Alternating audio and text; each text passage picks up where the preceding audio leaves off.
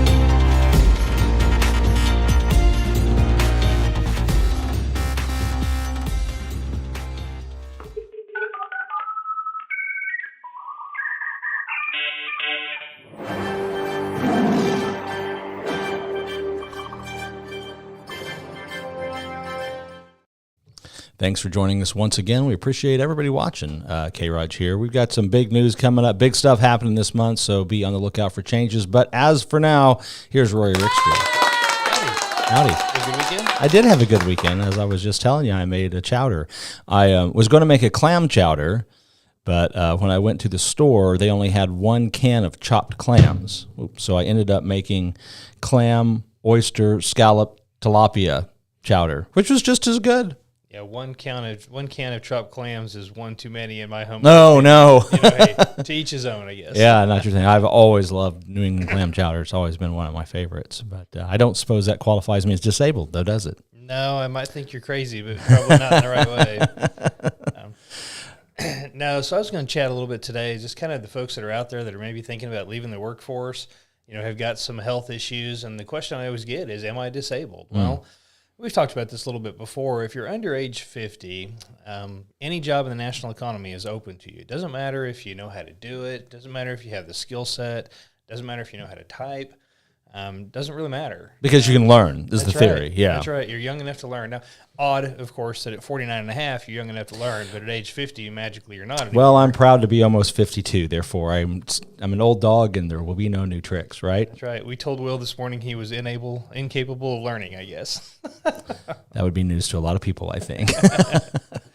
But, I took up soldering the other day after age 50, so did you? I'm learning a new skill on how to solder. But speaking of, we'll compare notes sometime. I want to take up stained glass. So do you? I do. Yes. Oh, well. Yes. I'm not that artistic. I'm not either, but you can fumble around with something, and every once in a while make something that's kind of nice. Well, yeah, that's the blind squirrel and nut theory, I think, that I subscribe to every once in a while. But if we're thinking about getting out of the workforce, age is a factor. What else? Yeah, age is a factor. And, again, it doesn't matter if you have those skill sets because you can be retaught those things. The other thing that comes up a lot of times is people, especially in the rural communities around Springfield, often say, hey, there's no jobs like that in my community. It doesn't really matter.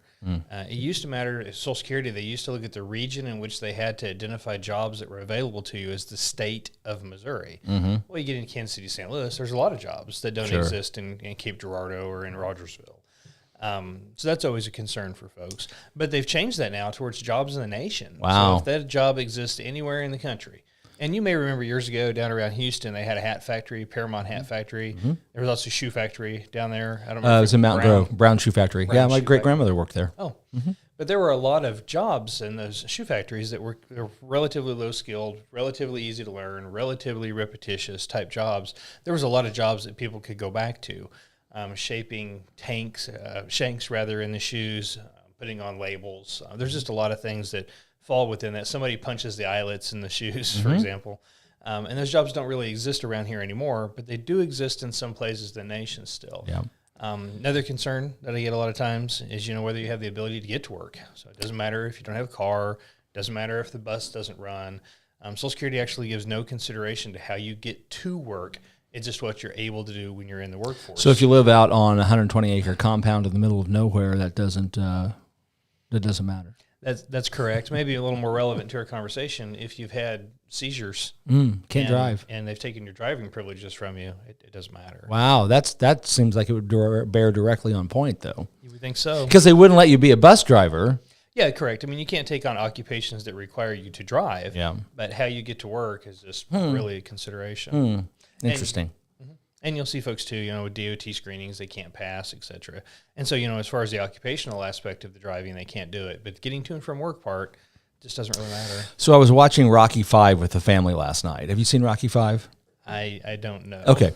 So this is after he's beaten Victor Drago in Russia. That was Rocky IV. So in Rocky V, of course, his profession is boxer, right? Let's say he's 51 years old, right? He goes to the doctor. This is part of the movie. They get a brain scan, and they're like, you can't fight anymore, and you will never be able to get a license to fight again because you have brain damage. And if you fight again, it could kill you. So his chosen profession, he's disabled from that. He's a professional boxer, and he's over 50.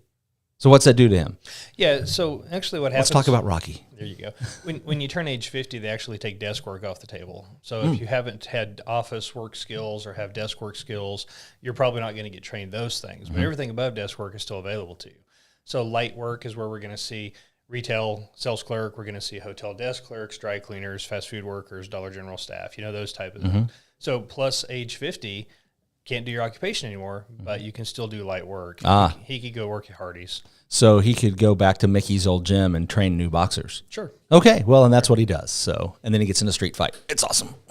Yeah, and in that case, he may very well have transferable job skills that allow him to transfer what he knows to an easier job, such as being a trainer. So, well, brilliant. That's awesome. That's good. What else you got for us, Roy? Well, that's probably about it for today. Yeah, all right. Yeah, when you hit age 55, rules change again.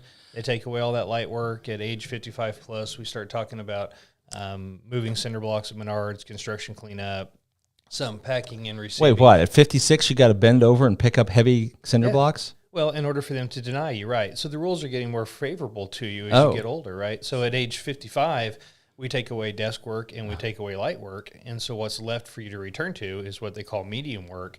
On your feet 6 hours a day, lifting, carrying up to 50 pounds. And therefore you're disabled, so you can't do that. Therefore it's easier to qualify. I tracked it. I was thinking I need to strike that and reverse it. I figured it out. And the caveat to that is that if you're 56 and you have office skills, we don't have to invest the time, money, and effort in training you. And so you may still have opportunities at the desk level, even though your age would normally prevent you from learning because you already have those skills. Right. You're not relying on an employer to say, hey, look, I'm going to take the risk and train this guy because this guy's already been trained.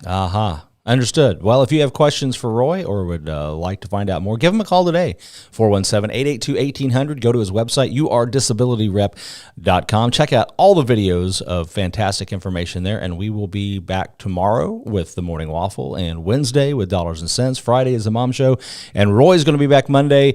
Be sure to download your Roku app or your Apple TV app. Now on your Apple TV appliance, you can get the K-ROG channel. You can look back at all of our past content as is slowly being uploaded as I find the time and the bandwidth, internet and otherwise, to accomplish that task. And keep joining us here on K-ROG. We'll see you next week. Thanks.